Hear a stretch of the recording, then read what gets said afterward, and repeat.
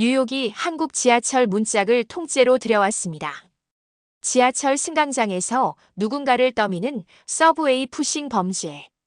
계속된 사고에 뉴욕 시민들은 분노했고 결국 뉴욕시가 택한 마지막 선택은 한국 지하철을 그대로 따라하는 것이었습니다.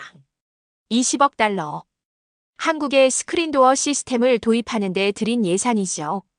그런데 그 결정의 뒤엔 한 남자의 가슴 찢어지는 사연이 있었습니다. 그의 아내가 선로에 떨어질 뻔한 그날, 그는 결심합니다.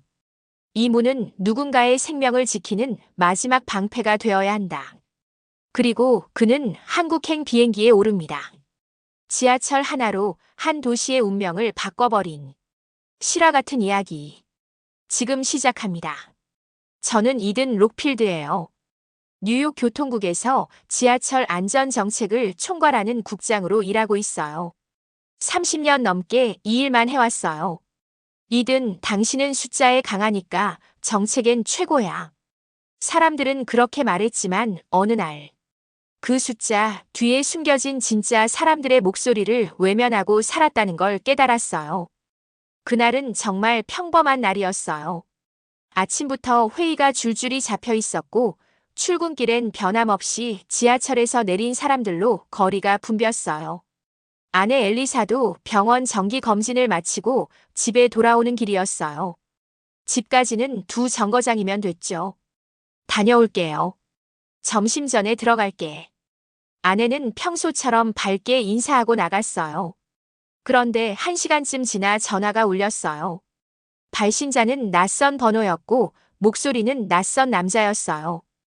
혹시 이든 록필드 씨 맞으신가요? 부인께서 지하철역에서 사고를 당하실 뻔했습니다. 순간 심장이 멎는 줄 알았어요. 정신없이 병원으로 달려갔어요. 다행히 생명에는 지장이 없다고 했지만 무릎엔 큰 타박상이 있었고 얼굴은 하얗게 질려 있었어요.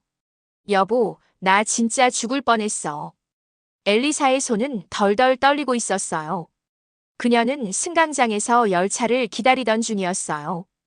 뒤에서 누군가 휘청이며 넘어졌고 엘리사를 밀치듯 밀고 말았대요. 그녀는 선로 끝까지 몸이 밀렸고 바로 눈앞이 선로였다고 했어요. 다행히 누군가가 소리 지르며 손을 뻗어 붙잡아줬대요. 조금만 더 늦었으면 여보, 나 정말 큰일 날 뻔했어. 그 말을 듣고 저는 말문이 막혔어요. 눈앞에선 아내가 병원 침대에 누워있고 머릿속엔 수많은 푸싱 사고 보고서들이 스쳐 지나갔어요.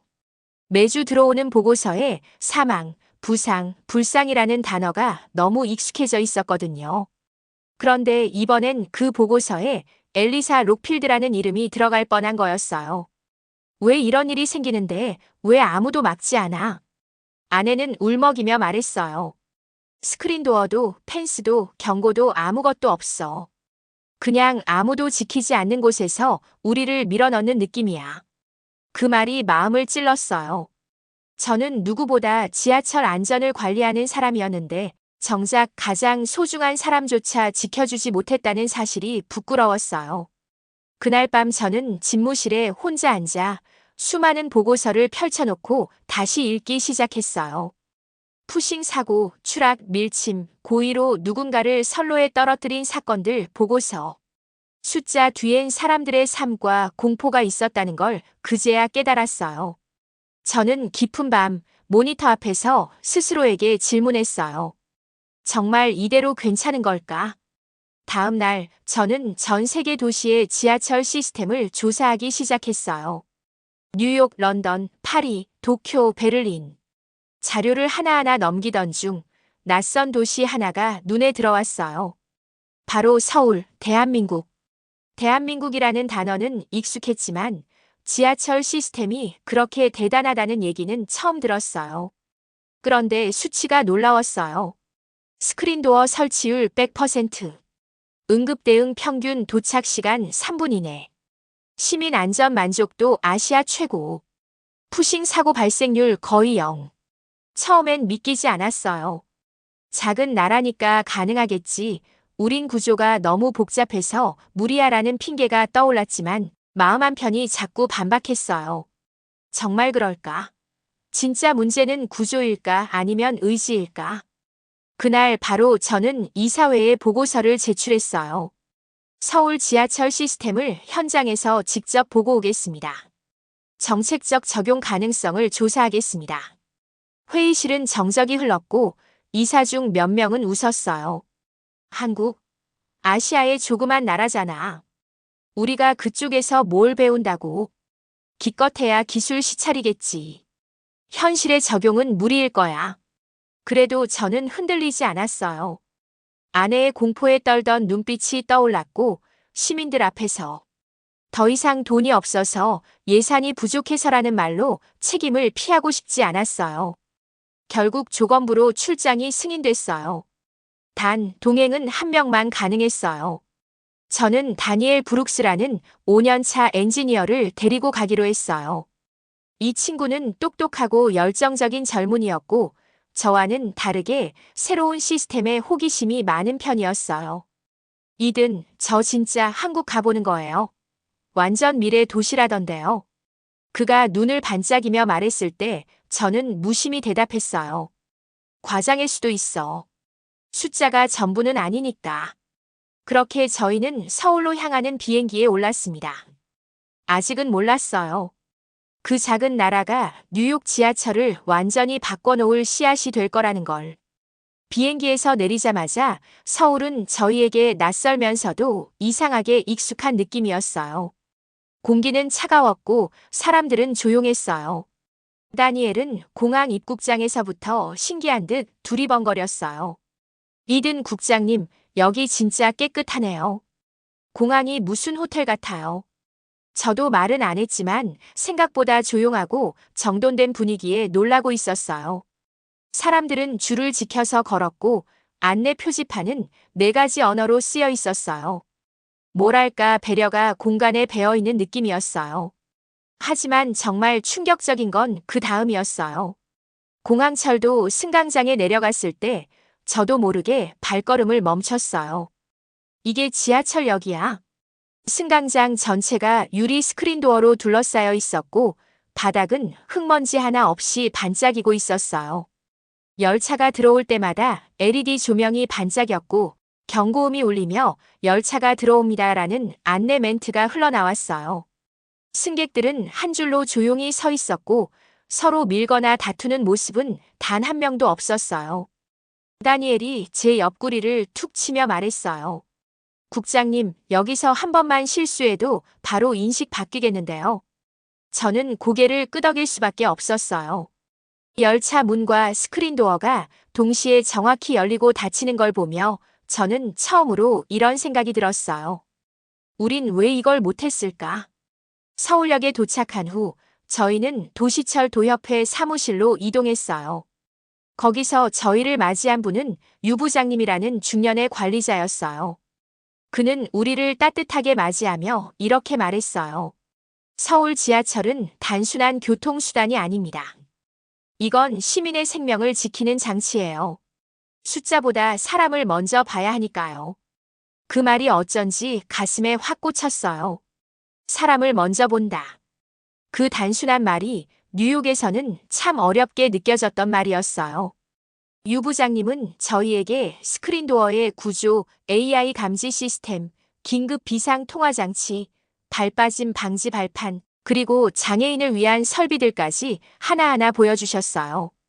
도면, 시뮬레이션, 실측 영상, 통계 수치까지 전부 체계적이었고 꼼꼼했어요. 그런데 저는 여전히 의심이 남아 있었어요. 이게 실제로도 잘 작동하나요? 그냥 보여주기용 시스템은 아닌가요? 제 질문에 유 부장님은 잠시 웃으시고 말했어요. 그럼요. 그래서 제가 제안 하나 드리죠. 야간 근무 현장을 직접 체험해 보시죠. 그게 가장 정확한 답이 될 겁니다. 그날 밤 저는 호텔방에 앉아 창밖을 바라보며 생각했어요. 지금까지 제가 믿어온 건 숫자와 예산, 효율이었어요. 그런데 오늘 하루 만에 저희가 놓치고 있었던 것들이 머릿속을 스쳐갔어요. 우리는 시스템을 설계했지만 사람을 지우진 않았나? 기술을 선택하면서 생명을 잊은 건 아닐까? 다니엘은 흥분을 감추지 못했어요. 이든 여긴 완전히 새로운 세상이네요. 이걸 뉴욕에도 들여오면 진짜 혁명일 텐데요. 저는 그 말에 조용히 고개를 끄덕였어요. 그래요. 아마도 내일, 아니, 오늘 밤이 지나면 저는 더 이상 전과 같은 제가 아닐지도 모르겠다는 예감이 들었어요. 저는 한국에 도착한 지 하루도 안 돼서 생각이 바뀌기 시작했어요. 공항철도 승강장에서 봤던 그 모습. 그건 그냥 기술이 아니었어요. 사람을 배려하는 공간이었어요. 저는 지금까지 수많은 플랫폼을 봐왔지만 그렇게 조용하고 질서정연하며 안전함이 기본값처럼 보이는 플랫폼은 처음이었어요. 서울역에 도착하자 더 많은 놀라움이 기다리고 있었어요. 사실 저는 서울역 같은 대형 환승역이면 혼잡하고 정신없을 거라 생각했어요. 뉴욕의 타임스퀘어나 유니언 스퀘어를 떠올리면 대충 상상이 되거든요. 그런데 여기는 완전히 달랐어요. 열차가 들어오기 전 플랫폼에는 경고 조명이 깜빡였고 스피커에서 차분한 안내 방송이 나왔어요. 열차가 들어오고 있습니다. 승강장 안쪽으로 물러서 주세요. 이 목소리조차 사람을 편안하게 만들었어요. 스크린도어는 열차가 완전히 정차한 후에야 열렸고 사람들은 미는 사람 없이 순서대로 탑승했어요. 다니엘이 옆에서 조용히 말했어요. 국장님, 이건 그냥 문이 아니에요. 완전한 질서의 시작이에요. 저는 한참 동안 플랫폼 한쪽에 서서 그 광경을 지켜봤어요. 지하철이라는 공간이 누군가에겐 출근길이고 누군가에겐 퇴근길이지만 또 어떤 사람에겐 위험과 공포가 될 수도 있다는 걸 저는 이제야 제대로 체감했어요. 그래, 이런 시스템이 왜 필요한지 이제 좀 알 것 같군. 그날 오후 우리는 도시철 도협회 사무실로 향했어요. 도시 한복판 고층 빌딩 안에 자리한 사무실은 깔끔하고 조용했어요. 거기서 저희를 반갑게 맞아준 분이 바로 유 부장님이에요. 유 부장님은 중년의 남성이었는데 웃을 때 눈가에 주름이 깊게 잡히는 분이었어요. 따뜻하고 진심이 느껴지는 사람이었죠. 이든 국장님, 멀리서 오셨는데 어떤 부분이 가장 궁금하신가요? 그는 커피를 건네주며 묻더군요. 저는 망설임 없이 대답했어요. 스크린도어요. 어떻게 전국 지하철에 전면 설치가 가능했는지, 실제로 사고 방지는 얼마나 되고 있는지, 그리고 비용 대비 효과는 어느 정도인지요. 유 부장님은 고개를 끄덕이며 서랍에서 두꺼운 파일을 꺼냈어요. 다 예상하신 질문입니다. 여기 있습니다. 스크린도어 설치 전과 후를 비교한 사고 통계, 시민 만족도, 조사, 유지 비용 분석까지 정리된 자료입니다. 파일을 열자 수십 장의 그래프와 사진, 실제 사고 사례 전후 비교가 나와 있었어요. 가장 먼저 눈에 들어온 건 스크린도어 설치 전후 추락 사고 발생 건수였어요.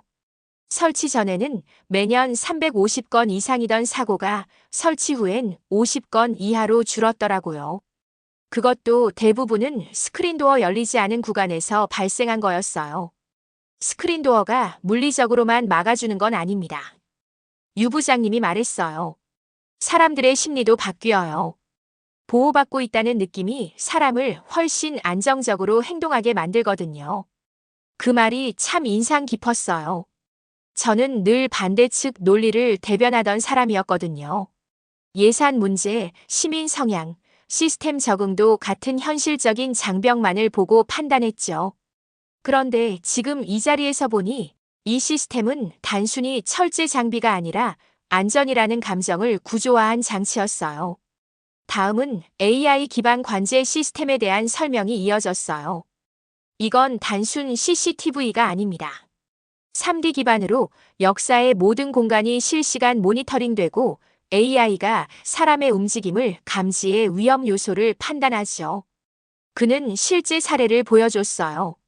한 학생이 구역 밖으로 잘못 진입하려고 할 때 AI가 비정상 동선을 포착해서 경고음을 울렸고 그 즉시 역무원이 출동해 안전하게 안내한 영상이었어요. 이 시스템 덕분에 대응 시간이 평균 8분에서 3분으로 줄었습니다. 놀랍게도 이 시스템은 지하철 전 구간에서 운영되고 있었어요. 심지어 새벽 2시에도 역무원과 보안관은 야간 점검과 훈련을 멈추지 않는다고 했어요. 그 이야기를 듣고 저는 말했어요. 말로 듣는 것보다 직접 보는 게 더 확실하겠죠. 가능하다면 오늘 밤 직접 현장에 가보고 싶습니다. 유 부장님은 아주 기뻐하며 말했어요. 좋습니다. 밤 11시 30분 서울의 한 대형 환승역에서 뵙죠. 진짜 현장을 보시면 모든 게 이해되실 겁니다. 그날 저녁 저는 호텔방 창문을 열어놓고 서울의 야경을 바라보며 생각에 잠겼어요. 어쩌면 제가 정말로 큰 착각을 해왔던 건 아닐까. 뉴욕이라는 대도시의 자부심, 기술력, 전통. 그것만 믿고 있었던 제가 정작 사람의 마음을 다룰 줄 몰랐던 건 아닐까. 다니엘은 옆 침대에서 말했어요. 국장님, 사실 저 서울에 와서 되게 부끄러웠어요. 왜? 지하철 타면서 누가 뒤에 서 있어도 불안하지가 않았거든요. 뉴욕에서는 항상 뒤돌아보게 되잖아요. 저는 그 말에 아무 대답을 하지 못했어요. 나도 그랬어.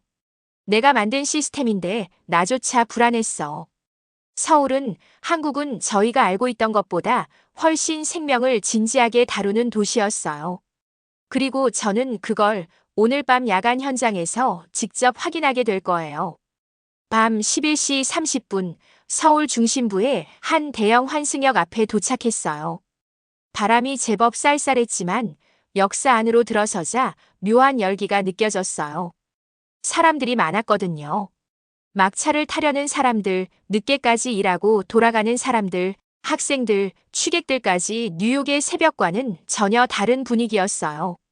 뉴욕이었다면 이 시간엔 이미 대부분의 역사들이 썰렁했을 거예요. 하지만 서울의 역은 늦은 시간임에도 불구하고 정돈된 활기가 있었어요. 이든 국장님, 이쪽입니다. 유 부장님이 저희를 관제실로 안내했어요. 문을 열자 벽 한 면 전체를 차지한 대형 스크린들이 눈에 들어왔어요. 서울 전체 지하철역의 실시간 CCTV 영상이 화면을 가득 채우고 있었어요. 계단, 화장실 입구, 환승통로, 승강장, 사람들의 움직임이 조용하게 흐르고 있었죠. 이게 서울 지하철의 눈입니다. 유 부장님이 말했어요. AI가 비정상 행동을 자동 감지하고 경고 신호를 주면 보안관이 곧바로 현장에 출동하죠. 그 말을 듣자마자 화면 한쪽에서 경고창이 떴어요. 계단 구간 쓰러짐 의심 행동 감지. 곧바로 직원이 무전기를 들고 말했어요. 지하철 보안관 2명, 시구역 계단으로 이동합니다. 3분 내 도착 예정. 전율이 느껴졌어요. 너무나 자연스럽고 빠르면서도 조용했어요. 뉴욕이었다면 상황 접수에만 5분, 출동은 10분 이상 걸렸을 수도 있어요. 게다가 이런 시간대엔 관제 인력도 줄어들거든요. 정말 이 시스템이 작동하고 있네요. 제가 말하자 유 부장님은 미소를 지었어요. 이건 기술이 아닙니다. 사람들의 책임감이죠. 24시간 깨어있는 이유는 누군가를 위해서예요. 그 말이 참 묵직하게 들렸어요. 곧이어 승강장으로 내려갔어요. 지금 시간은 자정. 막차가 들어오기 직전이라 사람들이 하나둘 줄을 서기 시작했어요. 그리고 그때였습니다. 한 노인이 갑자기 플랫폼 중앙에서 쓰러졌어요. 70대 중후반쯤 되어 보였어요. 순간 주위 사람들이 다가가서 어르신 괜찮으세요? 하고 물었고 어떤 사람은 즉시 승강장 끝에 있는 비상 버튼을 눌렀어요. 경고음이 울리고 스크린도어 앞의 조명이 깜빡이기 시작했어요. 10초도 안 되어 역무원이 무전기를 들고 뛰어왔고 1분도 안 돼 응급키트를 든 직원 2명이 도착했어요. 산소 마스크 연결합니다. 환자 의식 없음. 맥박 확인 중. 스크린도어 잠금 완료. 열차 대기 요청. 저는 숨을 멈추고 지켜봤어요.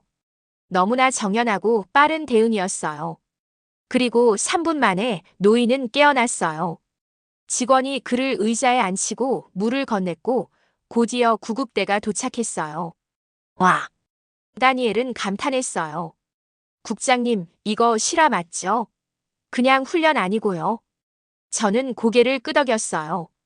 이건 그냥 운영이 아니야. 이건 생명을 지키는 약속이야. 영무실로 돌아온 후 유 부장님은 말했어요. 이건 시작일 뿐입니다. 지금부터가 진짜예요. 서울 지하철의 새벽은 오히려 더 바쁩니다. 그는 비상 전원 차단 훈련, 스크린 도어, 수동 개방 훈련, 화재 대피 유도 훈련 일정을 저희에게 보여줬어요. 서울은 밤 1시부터 3시까지 하루도 빠짐없이 전 구간 안전 점검과 훈련을 반복합니다. 단 한 번의 실수도 용납하지 않기 위해서요. 잠시 후 가상심정지 환자 발생 훈련이 시작됐어요. 방송이 울리고 인형 모형이 쓰러진 승강장에서 직원들이 우르르 달려나왔어요. AED 장비가 연결되고 심폐소생술이 시작됐고 동시에 역 전체에 열차 지연 신호가 자동 발송됐어요. 모든 절차가 3분 안에 끝났어요. 정말 뉴욕이었다면 상상도 못할 일이었어요. 다니엘이 말했어요. 국장님, 이 훈련 그냥 보여주기용 아닌 것 같아요. 손놀림이 너무 익숙해요. 저는 조용히 말했어요. 매일 한다는 건 이런 거지. 눈 감고도 몸이 먼저 움직이게 되는 거.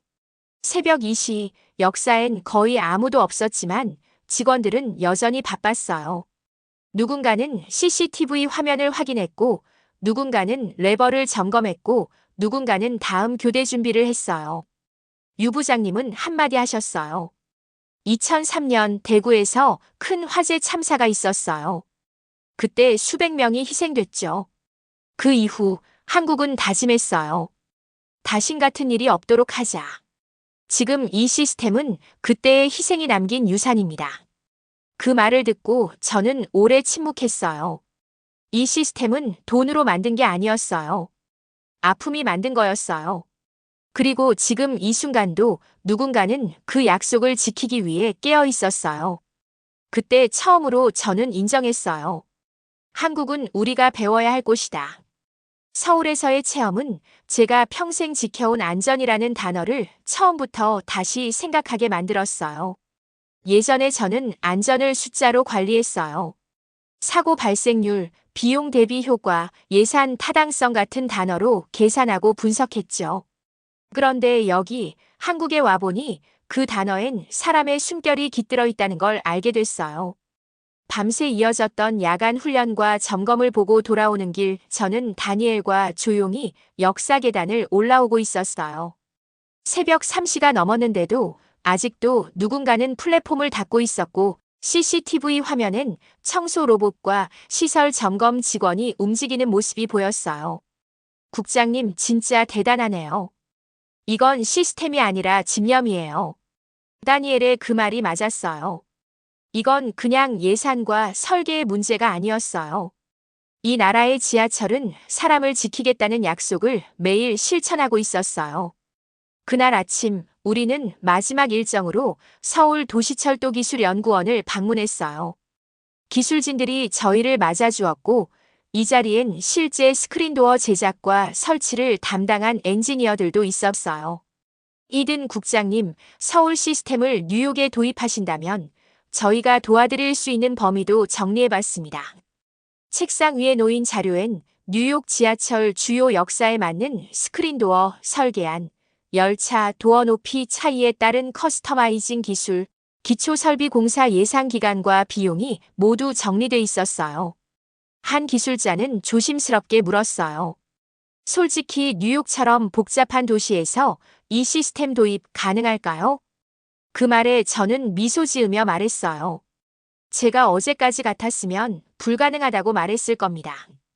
근데 지금은 꼭 해보자고 말하고 싶어요. 시작은 어렵겠지만 누군가는 시작해야 하니까요. 서울에서의 마지막 밤, 저는 유 부장님과 조용한 찻집에서 마주 앉아 있었어요. 밤거리엔 봄비가 촉촉히 내리고 있었고 유 부장님은 따뜻한 유자차를 권하셨어요. 이든 국장님, 이제 돌아가셔야죠. 네.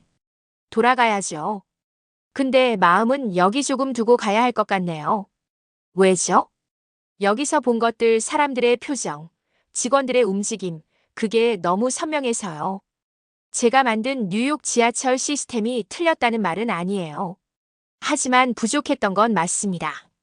유 부장님은 잠시 고개를 끄덕이더니 조용히 말했어요. 한국도 처음부터 이렇게 된 건 아니에요. 2003년에 대구 지하철 참사가 있었어요. 그때 수많은 사람들이 목숨을 잃었죠. 우리는 너무 늦게 배웠어요. 그래서 다짐했죠. 2번 다시는 안 된다. 그게 지금 이 시스템의 시작입니다. 그 말에 저는 숨이 막힐 듯 했어요. 우리는 아직 아무것도 시작하지 못했다는 생각이 들었어요. 다음 날 비행기를 타기 전 서울역으로 마지막 방문을 했어요. 플랫폼 끝에서 열차를 기다리는 사람들, LED 안내판, 조용한 질서, 스크린도어 너머로 들어오는 열차. 그리고 문득 떠올랐어요. 그날 아내의 비명, 그날 그 병실의 냄새, 그녀가 했던 말. 여보, 지하철 너무 무서워. 누가 또 뒤에서 밀면 어떡해. 그때 결심했어요. 이 시스템을 뉴욕으로 반드시 가져가자. 단 한 사람이라도 다시는 그런 공포를 느끼지 않게 하자. 뉴욕 지하철은 완벽하지 않아요. 스크린도어도 없고 AI 감지도 없고 시민의식도 엉망일 때가 있어요. 그런데 그게 이대로 살아야 할 이유는 아니잖아요.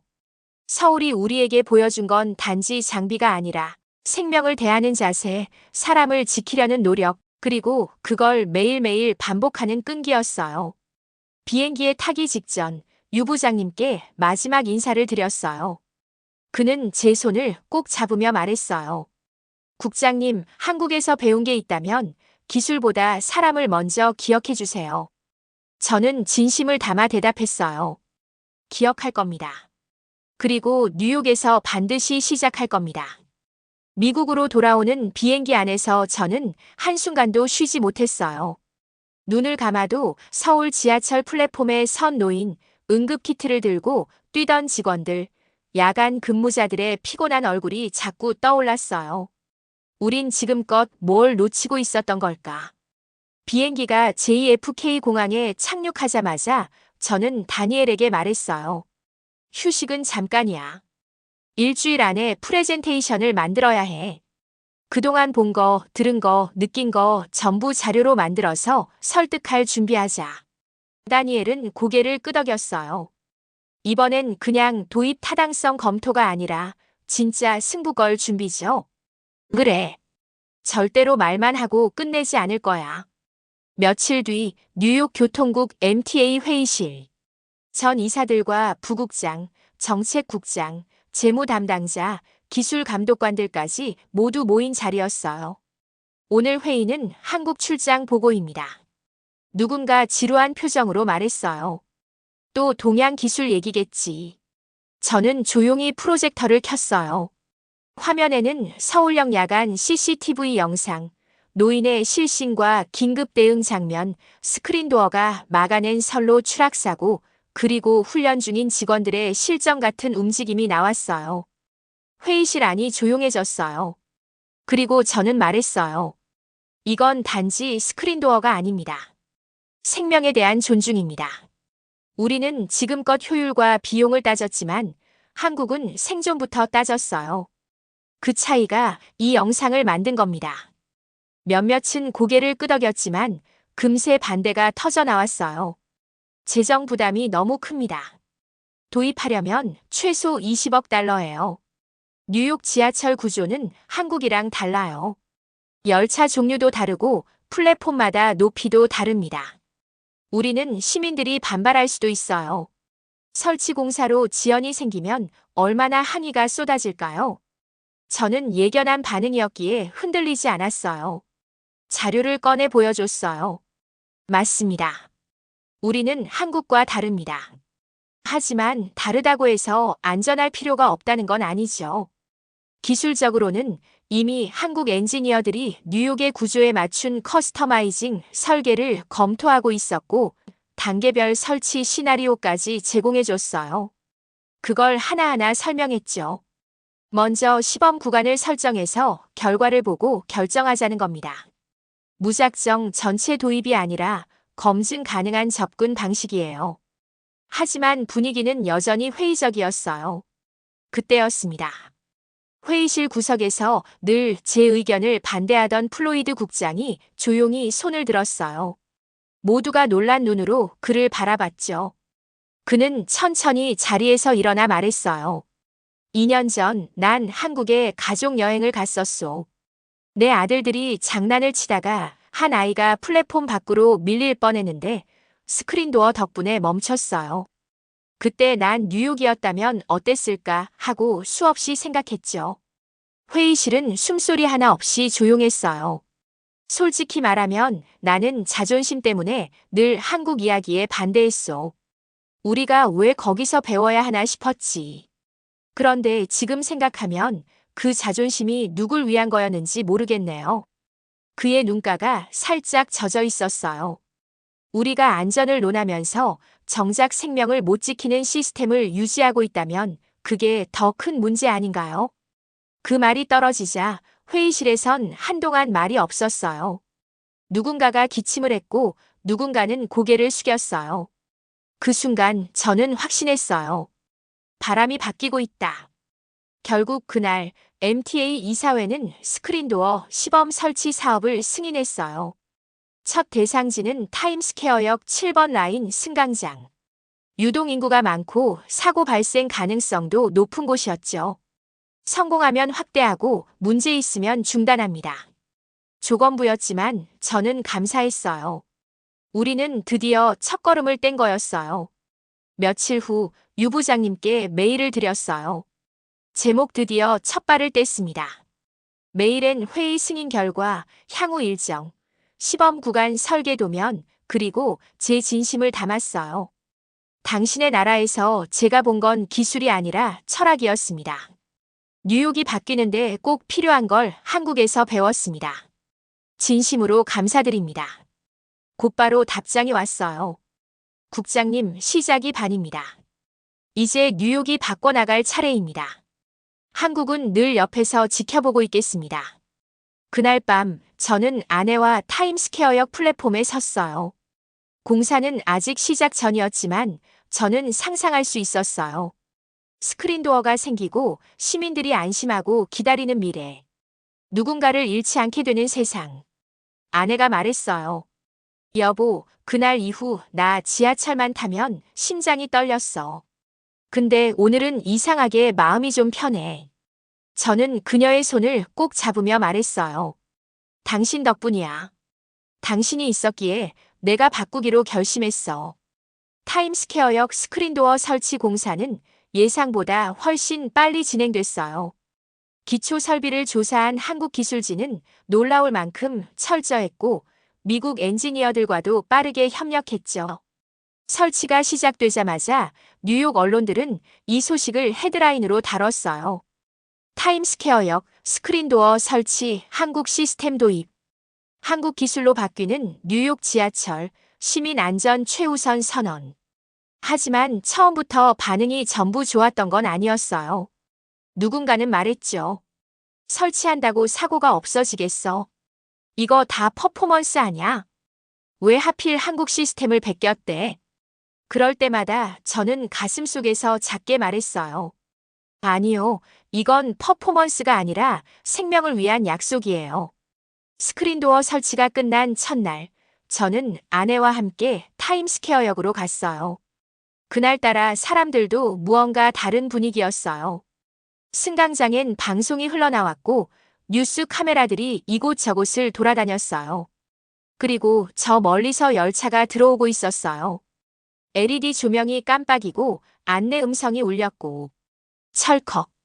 스크린도어가 열리고 열차 문이 동시에 열렸어요. 처음으로 뉴욕 지하철에서 정확히 닫히고 열리는 문을 본 순간이었어요.